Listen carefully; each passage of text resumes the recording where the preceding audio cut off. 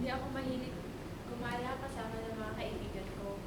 Kasi yung mga magulang ko, stricto dahil sa akin.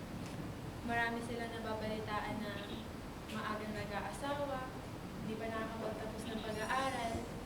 Kaya ganun sila kahigpit sa akin. Sabi nga nila sa akin, anak, huwag ka muna mag-aasawa ha. Tapusin mo muna ang pag-aaral mo. Susundin ko sana yun eh. Pero nung dumating siya, hindi ko alam kung ano nangyari sa akin. Tao rin naman ako na nagmamahal. At marunong din ako masaktan at mapagod. Ikaw, nagmahal ka na ba ng sobra? Naranasan mo na ba yung naranasan ko? Yung tipong magmamahal ka ng sobra, yung lahat gagawin mo para sa kanya. Lahat ibibigay mo. At lahat handa kang i-sacrifice at i-give up para lang sa kanya. Nagpapakatanga ka.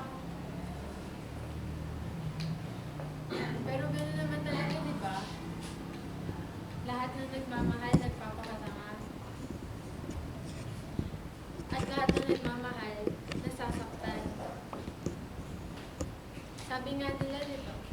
Hindi ka nagmamahal kung hindi ka nasasaktan. Pero bakit gano'n? Hindi ba pwedeng maging masaya na lang lagi? Hindi ba pwedeng hindi ka na lang masaktan? Kailangan ba ganito lagi na nasasaktan ka, umiiyak dahil lang sa kanya? Bakit gano'n? Sa tuwing nagmamahal na lang ako, lagi ako nasasaktan, lagi akong iniiwan. Gusto ko rin naman maging masaya eh.